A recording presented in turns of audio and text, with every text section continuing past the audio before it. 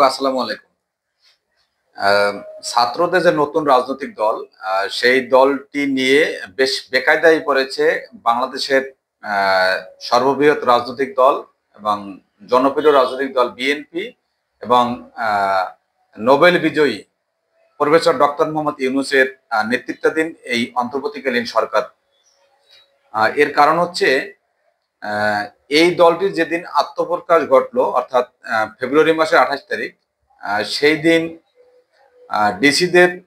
ডিসিরা 5টি বাস দিয়েছে রিকুইজিশনের মাধ্যমে। এই বাসগুলোতে মূলত পিরিজপুর থেকে কিছু লোকজন এই সভাস্থলে, অর্থাৎ এই যে আত্মপ্রকাশের যে অনুষ্ঠানটি চলছিল ঢাকার মানিক মিয়া অ্যাভিনিউতে, সেখানে আসছিল। তো এখানে ডিসিরা যখন একটি রাজনৈতিক দলের আত্মপ্রকাশ অনুষ্ঠানে বাস রিকুইজিশনের মাধ্যমে মানুষ এই প্রোগ্রামে আনার জন্য তারা ডিসিরা উদ্যোগ নেয়, তখন এই বিষয়টি নিয়ে আসলে সরকারকে আসলে জবাবদিহিতার মুখোমুখি হতে হয়।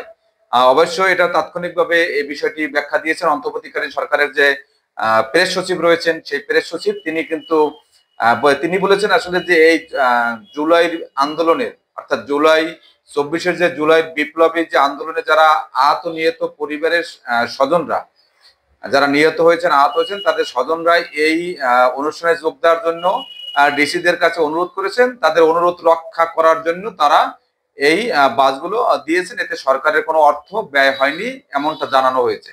আসলে বাস্তবতাটা এভাবে না। বাস্তবতা হচ্ছে যে ডিসিরা রিকুইজিশন দিয়েছেন, অর্থাৎ সরকারের এই দলটি দাঁড় করানোর পিছনে সরকারের পৃষ্ঠপোষকতা রয়েছে, এটা এখন সুস্পষ্ট ধারণা করা হচ্ছে। আমরা যদি একেবারে এবং দেখেন, এটা নিয়ে কিন্তু আসলে বিএনপির মহাসচিব মির্জা ফখরুল ইসলাম আলমগীর কিন্তু কয়েকদিন ধরে বলেছেন যে সরকারের থেকে দল করা এটা কিন্তু আসলে মানা যাবে না, মানে বিভিন্ন কথাবার্তা বলা হচ্ছে।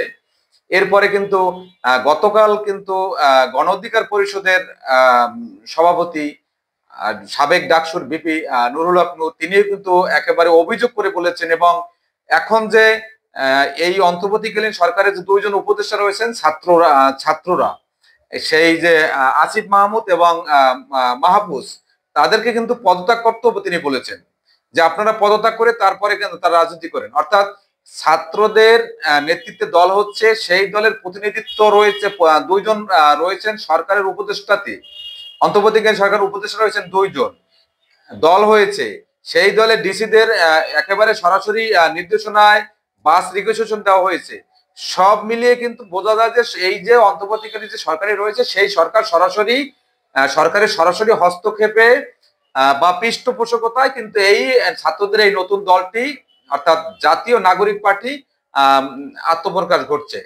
এমনটা কিন্তু আসলে রাজনৈতিক অঙ্গনের অভিযোগ রয়েছে একটি বিষয়। আরেকটি বিষয় হচ্ছে যে এই দলটির যেদিন আত্মপ্রকাশ অনুষ্ঠান হলো, সেদিন কিন্তু তারা একটি কথা বলেছে, তারা বোঝে বলুক না বোঝে বলুক, তারা বলেছেন যে সেকেন্ড রিপাবলিক ও গণপরিষদ নির্বাচন হবে। সেটি নিয়ে কিন্তু গতকাল বিএনপির সিনিয়র নেতা সালাউদ্দিন আহমেদ, তিনি কিন্তু আসলে প্রতিক্রিয়া ব্যক্ত করেছেন। তিনি কিন্তু এটা নিয়ে আসলে ষড়যন্ত্র দেখছেন, যে এই কথার মধ্যে কিন্তু আসলে ষড়যন্ত্র রয়েছে। এই একটি বিষয় দেখেন। এরপরে যেটি হচ্ছে যে আসিফ মাহমুদ যারা রয়েছেন, মাহফুজ যারা রয়েছেন এই সরকারে, তারা পদত্যাগ করবেন। তারা কিন্তু আসলেই ছাত্র নেতৃত্ব দিয়েছেন, তারা জুলাইতে এই বৈষম্য বিরোধী আন্দোলনের তাদের যে অগ্রণী ভূমিকা ছিল, সেইখানে তারা এরপরে তাদের সমন্বয়ে সরকার গঠিত হয়েছে। সেই ছাত্রদের নেতৃত্বে আবার নতুন রাজনৈতিক দল হয়েছে, তারা আবার দুইজন রয়েছেন সরকারের মধ্যে। সব মিলিয়ে কিন্তু আসলে বোঝা যায়, যে স্পষ্ট বোঝা যায় যে সরকারের পৃষ্ঠপোষকতায় এই রাজনৈতিক দলটির উত্থান হচ্ছে। এখন বিএনপির যে ঝামেলাটি হচ্ছে, যে এটা নিয়ে এসে সরকার একটা বিষয়টা বেকায়দায় পড়েছে, এটা একেবারে এখন স্পষ্ট বলা যাচ্ছে। কারণ এই ঝামেলা যখন অভিযোগ উত্থাপিত হচ্ছে, তখন কিন্তু সরকারের যেই প্রেস সচিব, তিনি কিন্তু গণমাধ্যমে কথা বলতে বাধ্য হয়েছেন সংবাদ সম্মেলন করে। এরপরে বিএনপি যে বেকায়দায় পড়ছেন, সেটি বিষয় হচ্ছে যে এখন দেখেন গত কয়েকদিন ধরে একটা রমজান শুরুর আগ পর্যন্ত বাজারে ঊর্ধ্বগতি এবং বাজারে দ্রব্যমূল্য নিয়ন্ত্রণের জন্য জামাত ইসলাম এবং চরমনায়ের ব্যানারে, চরমনায় অর্থাৎ ইসলামী আন্দোলন বাংলাদেশের ব্যানারে কিন্তু যৌথ উদ্যোগে তারা কিন্তু আসলে বাংলাদেশের বিভিন্ন জায়গায় কিন্তু তারা র্যালি করেছে। অর্থাৎ যে রাজনৈতিক মাঠে যে গুঞ্জন রয়েছে যে জামাত এবং ইসলামী আন্দোলন বাংলাদেশ সহ ইসলামিক দলগুলো একটি জোটবদ্ধ হওয়ার সম্ভাবনা রয়েছে। সেক্ষেত্রে যদি ইসলামিক দলগুলো জোটবদ্ধ হয় এবং এই ছাত্রদের দলটি যদি বিপিনুর এবং এই বিপিনুরের দল অর্থাৎ গণ অধিকার পরিষদ একটি জায়গায় রয়েছে, অর্থাৎ তরুণদের একটি টার্গেট রয়েছে সেখানে, এরপরে এই জাতীয় নাগরিক পার্টি নিশ্চয়ই ছাত্র সমাজকে তারা টার্গেট করেছে এবং ছাত্র সমাজ যেহেতু ছাত্র সমাজের দল, ছাত্র সমাজের বিশাল একটি ভোট ব্যাংক রয়েছে বাংলাদেশে ছাত্রদের, এই তরুণদের ভোট কিন্তু এদিকে যাওয়ার একটি সম্ভাবনা রয়েছে। এরপরে বাংলাদেশের যে প্রধান যে আরেকটি প্রতিপক্ষ রয়েছেন যে সদ্য বিদায়ী যে স্বৈর শাসনের বা স্বৈরাচার আখ্যায়িত হয়ে যারা বিদায় নিয়েছেন, তাদের যে ভোট ব্যাংকটি রয়েছে বাংলাদেশে, যে আওয়ামী লীগের যারা রাজনৈতিক মাঠে এখন দৃশ্যমান না হলো, তাদের যে ভোট ব্যাংক বাংলাদেশে রয়েছে, তাদের সামনে নির্বাচনে তাদের সেই ভোট কোন দিকে যোগ দিবে সেই বিষয়টি নিয়ে কিন্তু এখন বিএনপির নীতি নির্ধারকরা কিন্তু চিন্তিত হয়ে পড়েছেন এবং তারা বিভিন্ন ভাবে তাদের সেই কৌশল সামাল দিচ্ছেন। এ নিয়ে কিন্তু গতকাল একটি প্রথম আলোতে চমৎকার রিপোর্টও করেছেন যে কৌশল সাজাচ্ছেন বিএনপি, সেখানে অনেক কথাবার্তা নিউজটিতে বলা হচ্ছে। আমি ছোট্ট 30 সেকেন্ড অর্থাৎ 1 মিনিট 30 সেকেন্ডের একটি ভিডিও করেছিলাম, সেই নিউজটি আমি পড়েছি।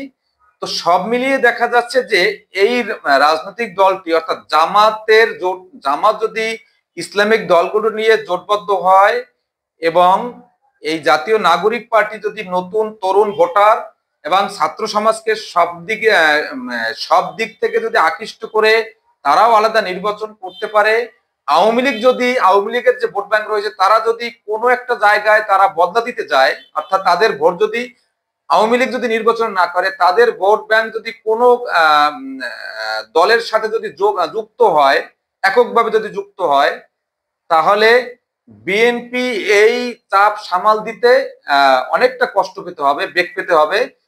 যার কারণে কিন্তু বিএনপির হাইকমান্ড থেকে নানা ধরনের কৌশলে আগাচ্ছেন। ইতিমধ্যে তারা তৃণমূলে বেশ কিছু নির্দেশনা পাঠিয়েছেন।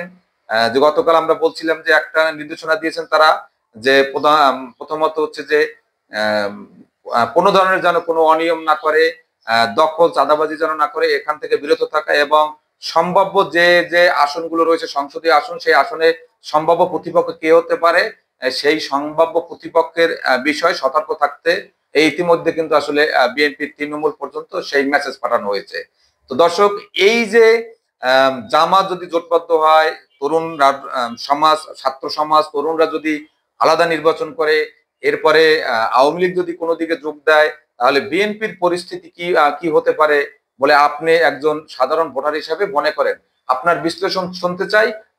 আমার বিশ্লেষণের সাথে আপনার বিশ্লেষণ কমেন্ট বক্সে জানাবেন। ধন্যবাদ সবাইকে।